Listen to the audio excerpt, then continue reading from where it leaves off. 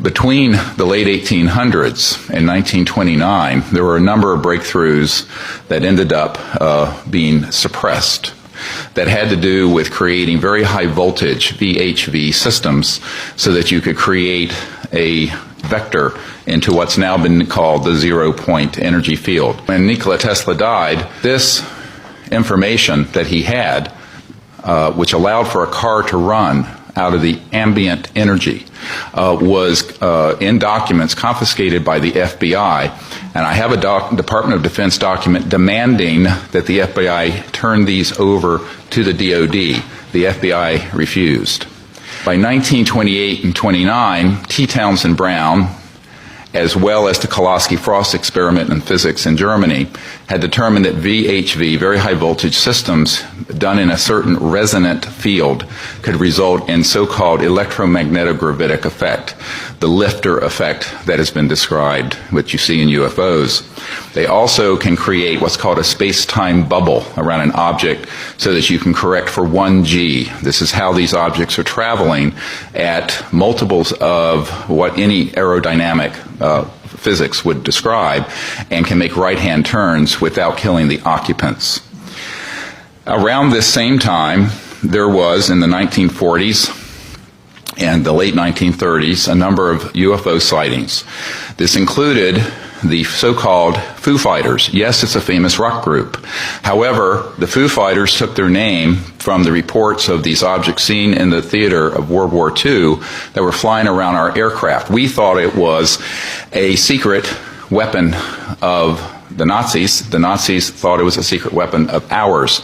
There was Jimmy Doolittle, the famous general. His nephew is a dear friend of mine, and he has testified that General Doolittle was sent by FDR over to the European theater in World War II, investigated the Foo Fighters, and came back and told Roosevelt, and I quote, "They are interplanetary vehicles."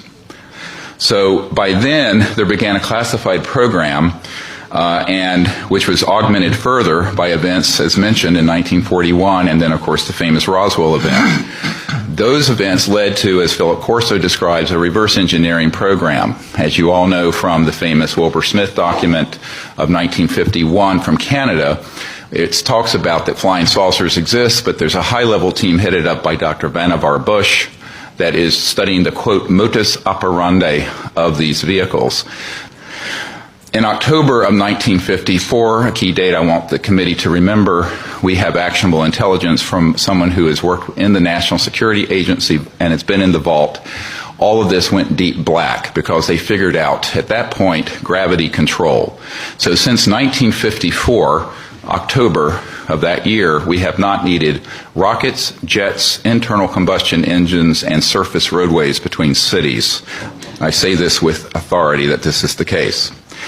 Eventually, these breakthroughs in human discovery were complemented by the study of the extraterrestrial material that were retrieved from these events. And contrary to most people's thoughts, the Roswell event was actually a downing of an extraterrestrial vehicle by an electromagnetic system that was hidden in a radar dome that was switched on, and this is in an FBI document that I can provide for the committee and is on the flash drive given to the Congress. The result ultimately was that there were transdimensional physics that began to be studied that deal with the nexus between electromagnetism, energy generation, anti-gravity, and consciousness.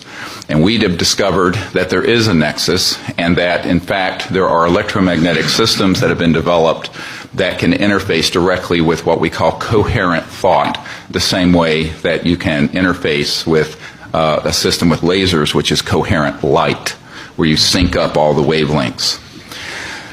Ultimately, these breakthroughs were paralleled with amazing developments in the biological sciences and the experimentation with cloning. And this began many years earlier than was reported from Dolly the sheep in Scotland. This goes a little beyond, I think, what this committee wants to look into.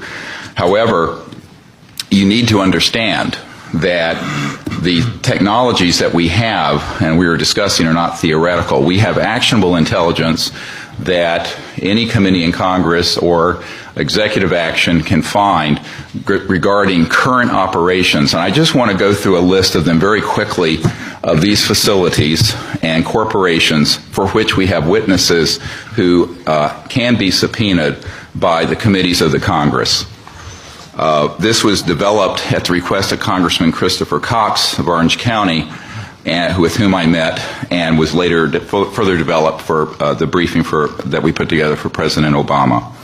These facilities are the Edwards Air Force Base and subsections where at the dry lake bed where the Lockheed Skunk Works operations, Haystack Butte, China Lakes, George Air Force Base, and the closed Norton Air Force Base, where an anti-gravity device, so-called alien reproduction vehicle, for which we have the schematics, was seen by Frank Carlucci and others on our witness team.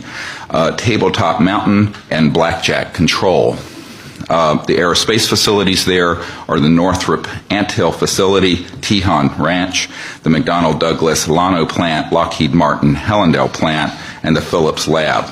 At the Nellis Air Force Facility, so-called Area 51, no one calls it that. There's S4 and S12, Pahut Mesa, Groom Lake, and a number of sub-facilities. The most important facility is in Utah, near Provo, the Dugway Proving Grounds, all of which is underground, and the airspace above it is classified. There are no roads into this facility. The New Mexico facilities include Los Alamos National Labs with underground connectors to the so-called Dulce area where the biological work is being done, and Kirtland Air Force Base. And the complex there includes Sandia National Laboratories, Phillips Labs, Manzano Mountain Weapons Storage Facility, Coyote Canyon, and the White Sands Complex.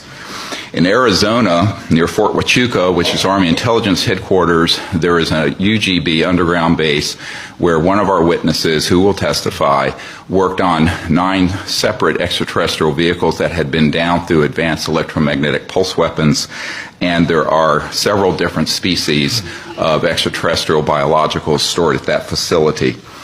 The other facilities, and this goes on, include a special compartmented area of Cheyenne Mountain, where we have witnesses in our team who can be subpoenaed, where we have tracked extraterrestrial vehicles in our solar system that were measuring 26 miles in diameter. There are also facilities in Australia, a key one being Pine Gap, the so-called Alice Springs facility, which is mostly a U.S. Air Force facility, even though it is in Australia. I recently talked to the Deputy Prime Minister of Australia about this. Also, the Redstone Arsenal and the Marshall Space Flight Center. We have a scientist at the Redstone Arsenal who works under contract for IT&T, who have developed these transdimensional systems. He was under contract with my project to bring these energy devices out, and he was then threatened by a former CIA director and what I call the goon squad that went down there 3 years ago in March. This is just part of the information we have, and this information is on the flash drive given, then that you're all welcome to review. Thank you. Thank you.